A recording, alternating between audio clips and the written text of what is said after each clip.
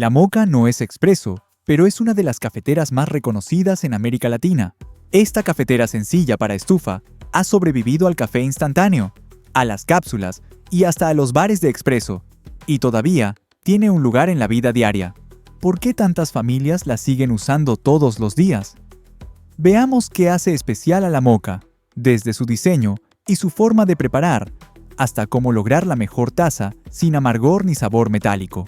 La Moka, también llamada cafetera italiana o cafetera Moka, se inventó en Italia en 1933 y su diseño casi no ha cambiado desde entonces, lo que refuerza su identidad y su longevidad. En Puerto Rico y en República Dominicana se le dice la greca, un nombre común también en Venezuela, mientras que en otros países es simplemente la italiana o solo la cafetera. Sea cual sea el nombre, es un objeto familiar en las cocinas latinoamericanas. Desde los 50, la Moka se volvió un símbolo del café fuerte en casa, y las familias la adoptaron para el uso diario, en parte porque ofrecía un café concentrado, parecido al expreso, sin el gasto de ir a una cafetería o tener máquinas profesionales. La popularidad de la Moka se debe al costo y a su durabilidad, ya que no necesita filtros ni electricidad, y hasta los modelos de marca son accesibles comparados con las máquinas de expreso. Una vez que la compras, el único gasto continuo es el café y el gas o la electricidad, lo que hizo que el café fuerte fuera accesible en hogares de ciudades y zonas rurales, ayudando a que la Moka resistiera varias olas de nuevos métodos.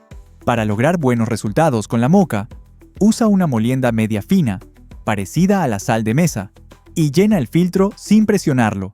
Luego llena la base con agua caliente, justo hasta debajo de la válvula de seguridad. Así el tiempo de extracción es más corto y se evita el sabor metálico. Arma la cafetera con la goma y el filtro en buen estado. Ajústala bien y pon la Moka a fuego medio, ya que demasiado calor puede causar amargor. Cuando escuches los primeros gorgoteos, apaga la estufa y deja que el vapor empuje las últimas gotas. Luego revuelve el café en la cámara superior antes de servir.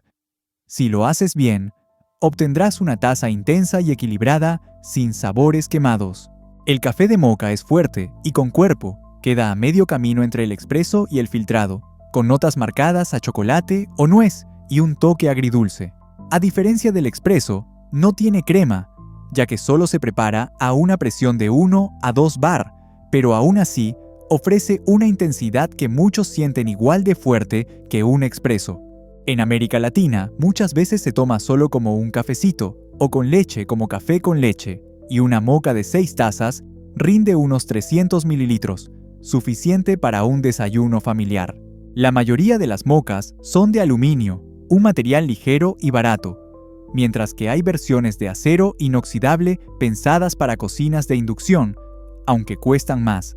Las Mokas nuevas de aluminio pueden tener sabor metálico hasta que se curan, pero eso desaparece con el uso, y vienen en tamaños desde una taza hasta 18, siendo los modelos de 6 y 9 tazas los más comunes, y muchos hogares tienen más de una. Son económicas y pueden durar décadas si se cuidan bien.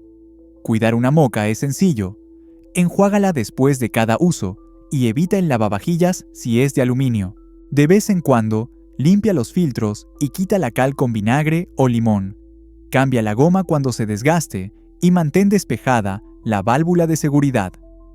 Con este cuidado básico, una Moka puede durar décadas, y aunque las asas y las gomas se pueden cambiar, el diseño central es casi indestructible. El café amargo casi siempre significa exceso de calor, molienda demasiado fina o extracción demasiado larga, mientras que el café aguado suele deberse a una molienda muy gruesa, un filtro poco lleno o una goma gastada que no sella bien. El sabor metálico es común en las Mokas nuevas de aluminio, pero desaparece cuando se curan. El agua filtrada también ayuda, y las fugas y los gorgoteos suelen venir de gomas viejas o filtros tapados, que son fáciles de cambiar o limpiar. La Moka sigue vigente porque cumple. Hace un café fuerte y sabroso sin complicaciones y tiene un gran peso cultural. Para muchos latinoamericanos, no es solo una forma de hacer café.